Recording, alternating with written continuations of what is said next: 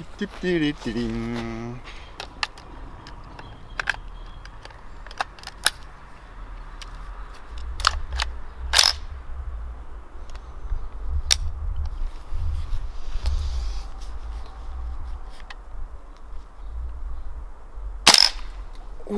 oh, oh, oh, oh.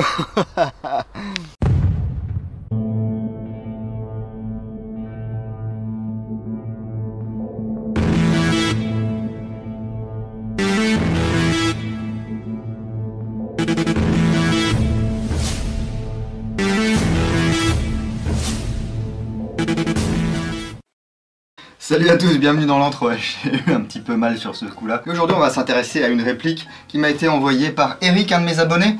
Il a fait directement envoyer de chez la boutique, qui était WGC Shop, me semble-t-il, vers chez moi. Ça lui a coûté la peau du cul. Eh oui. La réplique à l'origine coûtait 659 $, il l'a payé 480 $. Il y a eu à peu près 120 € de TVA, taxes, etc. Oh, en définitive, ça lui fait la réplique à peu près peut-être à 550 € je dirais. Mais qu'est-ce donc quoi donc? Eh bien, il s'agit de l'OTS 03 SVU GBBR de chez Bear Paw Productions. Enfin, Production même parce qu'il n'y a pas de S. Vous voyez ici le petit logo de la patte d'ours là. On a des inscriptions en cyrillique sur la boîte, mais ce qui nous intéresse, c'est ce qu'il y a dedans. Alors on va déballer ça tout de suite. Donc, oh, j'avais pas vu. Je vous montrerai ça dans des minutes. Donc du papier bulle. Et quand vous allez voir ce qu'il y a là-dessous là, quand je vais enlever le papier bulle, vous allez me dire, c'est bien fait pour toi. T'avais qu'à tout déballer avant. On a effectivement, je vous montre ici, hop là, un avertissement, attention, bruit fort. Donc il y a des protections, une paire de babs là, qui sont inclus dans la boîte. Ils ont de l'humour, mais en même temps, c'est vrai que c'est nécessaire. Le packaging est relativement sympa, ça me fait penser un petit peu, enfin vaguement, ce tissu là, ce qui peut se faire sur certaines répliques Tokyo Marui, notamment la K Type 3 que je vous ai présenté il y a quelques mois. On va retrouver un manuel d'utilisation. Voilà. C'est en anglais.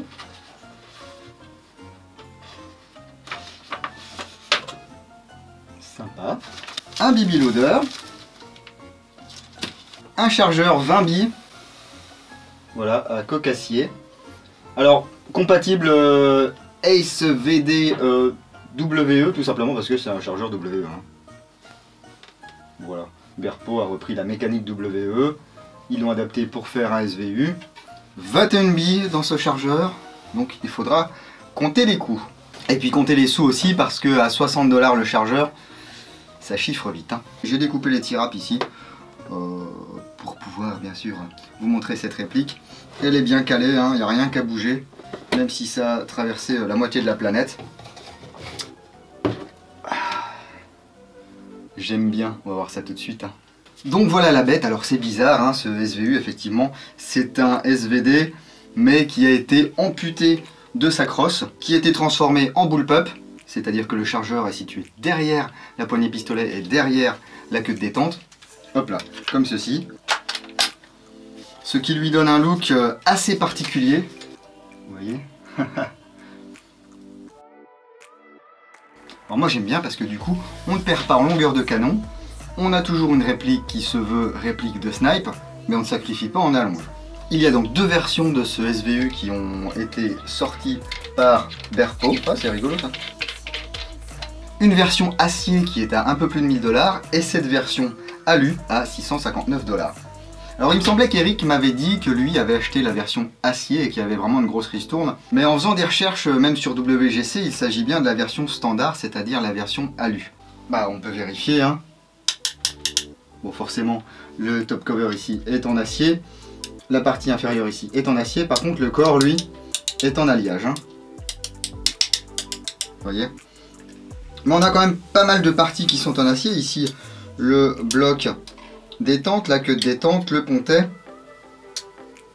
les petits verrous ici pour le garde-main, le tube d'emprunt des gaz, le front sight, le canon lui est en alliage. Donc on va quand même avoir, je pense, une mécanique relativement solide, hein. Je n'ai jamais fait la review du Ace VD de chez WE, tout simplement parce que d'une part je n'en ai pas eu l'occasion, et d'autre part je dois avouer qu'un snipe à gaz, c'est pas que je voyais pas l'intérêt, pour moi c'est génial parce que ça claque et tout, mais je me dis avec l'inconstance qu'on peut avoir parfois avec les GBBR, est-ce que c'est vraiment opportun sur une réplique de snipe? Mais on peut désormais remplacer les valves de chargeur par des raccords HPA et du coup avoir des répliques de snipe à gaz qui sont vraiment très fiables et très constantes dans le tir. Je ne vais pas vous refaire tout l'historique du SVU, tout simplement parce que je l'avais déjà fait dans la vidéo de l'AEG, dont vous pouvez apercevoir un extrait à l'écran et vous pouvez cliquer sur le petit i pour switcher directement sur cette vidéo. Alors on a du métal mais on a aussi du plastique.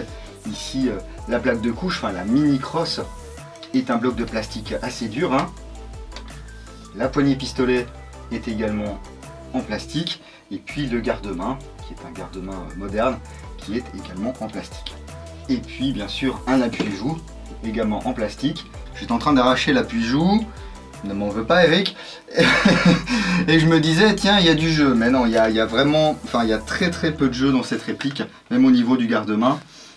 Alors garde-main qu'on va pouvoir enlever, hein, si vous voulez mettre un garde-main bois, c'est pas forcément le top sur un SVU, mais bon si vous, votre truc c'est le bois, allez-y avec du bois, hein. Il faudra simplement usiner vos bois pour qu'ils s'adaptent forcément à l'architecture ici bullpup, hein. Donc là vous voyez c'est pas forcément super net comme modif.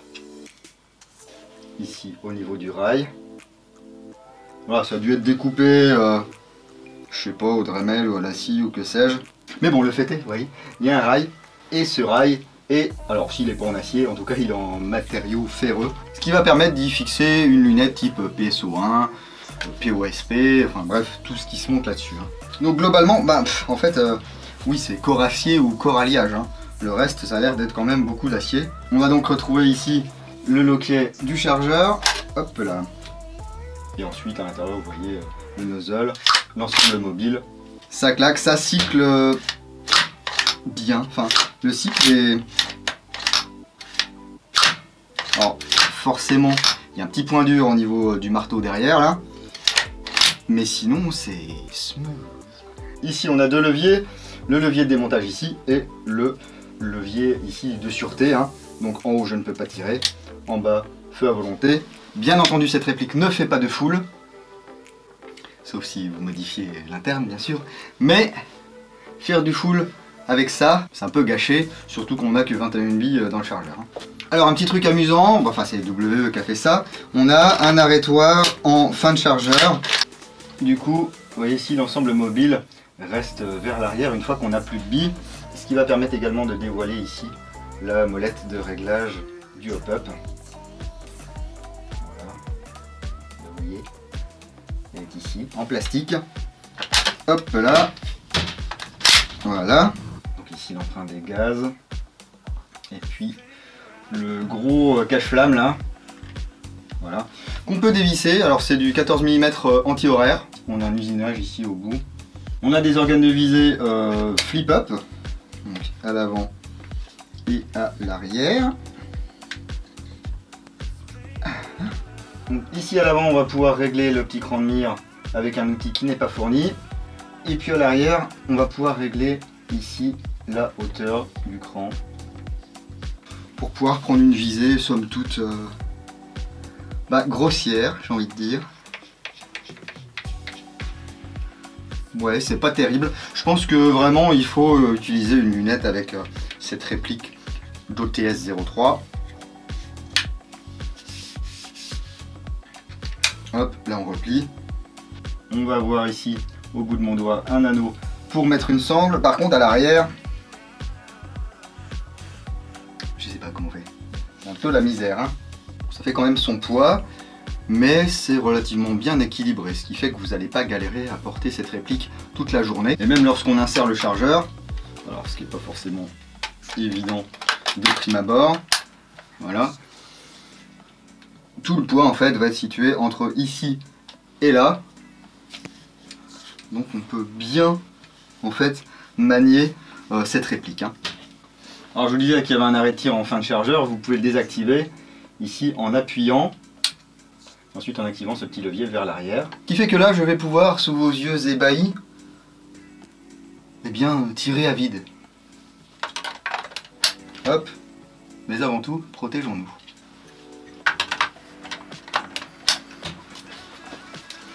Donc là j'ai mis l'équivalent d'un gaz Nuprol 2.0, hein. Oh.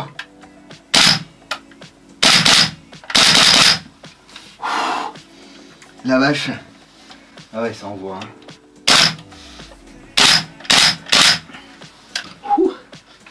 Alors je sais pas combien ça sort au chronie, on va aller voir ça tout de suite. Et puis en tout cas, mon casque anti-bruit n'est pas de trop. Qu'est-ce que je fais là ?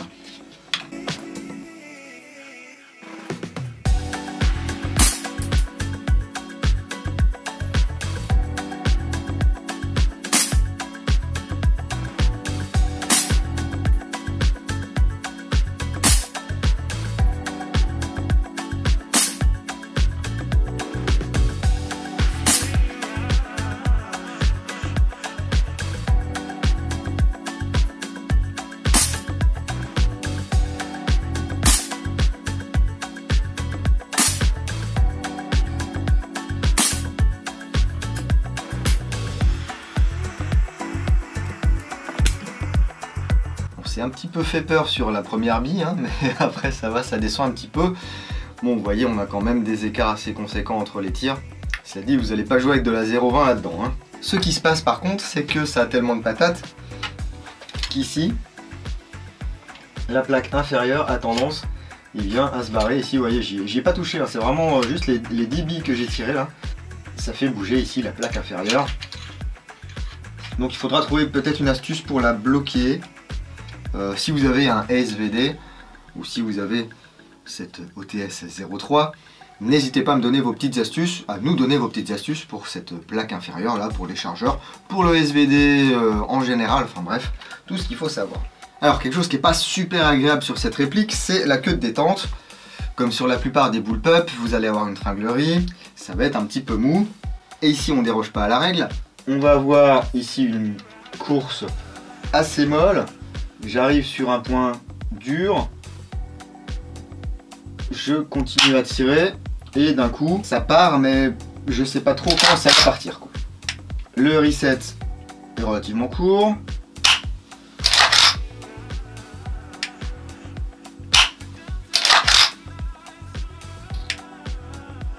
C'est légèrement spongieux, mais ça, ben, on n'y peut trop rien, hein.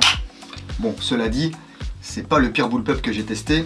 Par rapport au Tavor de chez Faestus par exemple, c'est crème ici, hein. Alors, on va regarder un petit peu comment ça se démonte cette histoire. Dans un premier temps ici il va falloir enlever deux petites vis et enlever l'appui-joue. Alors je suis désolé si je renifle un petit peu là pendant cette vidéo, si j'ai la voix qui se barre un petit peu en cacahuète, mais avec vous voyez bien les différences de température qu'on a eu ces derniers jours, et bien j'ai chopé une saloperie. Allez, hop, vous voyez ici la pièce, hop, ah, le ressort, la tige guide ici sous le capot. Ensuite si vous voulez démonter, ici il y a une goupille, hop, ici je vais pouvoir faire sortir l'ensemble mobile, certainement. Ah bah non, il y a un buffer, et oui ici il y a un buffer que j'enlève, un petit buffer en plastoc.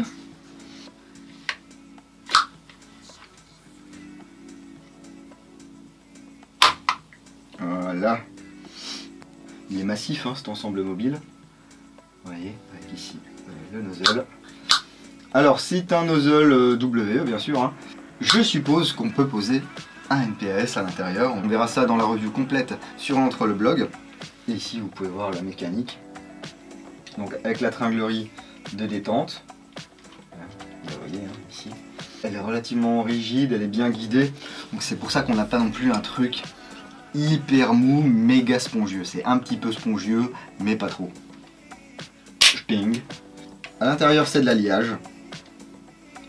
Donc bah, si vous avez les upgrades du SVD, vous pourrez peut-être mettre les upgrades sur ce SVU. Et puis donc ici, un petit peu plus en détail, le bloc hop-up. Avec ici sa molette de réglage. Ça ressemble un petit peu à la molette du Scar par exemple. On dégage ici le garde-main. Puis on a ce gros bloc ici qui était rajouté. Écoutez, ils ont bien bossé, hein, je trouve. Ça a l'air solide, alors on verra sur le moyen et long terme si c'est fiable. Mais là je dois dire que j'aime plutôt bien ce qu'ils ont fait. Là je vais lui mettre la petite PSO1 de mon SVD. Enfin, si ça rentre. Fastoche. Ah, génial. Il n'y a pas besoin de batailler. Hop. Et regardez-moi ça. C'est pas beau? Et ben moi je vous le dis, hein, c'est beau. Bon, ça rajoute du poids tout de suite. Mais hop là. Haha. I see you. Comme sur le modèle de EG, ma remarque concernant le chargeur est la même, c'est-à-dire que bah, d'une part il va venir se mettre ici en porte-à-faux sur votre avant-bras, et puis à changer c'est peut-être pas forcément le truc le plus simple, mais je sais pas, j'ai peut-être chopé le coup. Je trouve que c'est moins flagrant sur ce modèle alors que c'est exactement la même architecture, hein. Donc voilà pour cette production Berpo, donc, qui nous vient d'Asie. D'ailleurs Berpo peut-être nous prépare un Grac A, peut-être que ça sortira avant celui de Raptor Airsoft qui semble plutôt absorbé par des customs improbables tirés de jeux vidéo, des PKP et compagnie. Bon bah écoutez, on va les laisser faire, hein. Ils ont un succès commercial, ils sont contents. Donc wait and see. Mais bon, j'espère que nous aurons un Grac A GBB un jour. Donc voilà, je remercie encore Eric qui m'a envoyé cette réplique, qui m'a fait envoyer cette réplique directement. Alors pour 659 € plus 60 € le chargeur, je sais pas si j'achèterais moi cette réplique. Pour 480 €, je pense que là je ferai un effort. Après il faut avoir le style de jeu qui va bien parce que vous aurez des chargeurs de 21 billes, donc plutôt snipe contre snipe. Attention à la puissance de ce SVU en sortie de boîte. Soit il faudra mettre un NPAS, soit le cas échéant vous utilisez un gaz un petit peu moins puissant. Au niveau de l'upgrade ça se fait bien. Canon type VSR10, joint type VSR10, architecture WE, hein. Donc s'il y a un truc qui pète, vous ne devriez pas être trop embêté pour trouver des pièces. Si vous êtes fan de la version full acier, il vous en coûtera plus de 1000 $. Mais franchement cette version Alu s'en sort très très bien. Ça a l'air solide. N'hésitez pas à commenter si vous avez acheté cette OTS03, ce SVU. N'hésitez pas à commenter également si ça fait des années que vous avez le SVD de chez WE. Est-ce que vous en êtes content? Est-ce que vous en êtes pas content? Est-ce que vous avez eu des casses? Est-ce que ça a été facile à régler? Partagez, partagez, partagez. Pour ne rien louper de ce qui se passe dans l'antre, je vous invite à suivre la page Facebook. Je mets également des photos de temps en temps sur Instagram. Il y a également le site www.l'entredudingo.com pour les reviews complètes, les tests de tir, la boutique de goodies. Si vous voulez des patchs les gars, hein, ça se passe là-bas. www.l'entredudingo.com. Je vais profiter des derniers rayons de soleil qui pointent à l'horizon, pour aller installer une cible, mettre des billes un petit peu plus lourdes là-dedans et puis regarder si à 35 mètres, voilà, déjà on peut faire un groupement sympa. Là j'aurai pas le temps malheureusement d'aller faire des tests à 50 ou 60 mètres, j'en suis désolé, mais dans tous les cas on se retrouve très bientôt dans l'entre du dingo. Peace.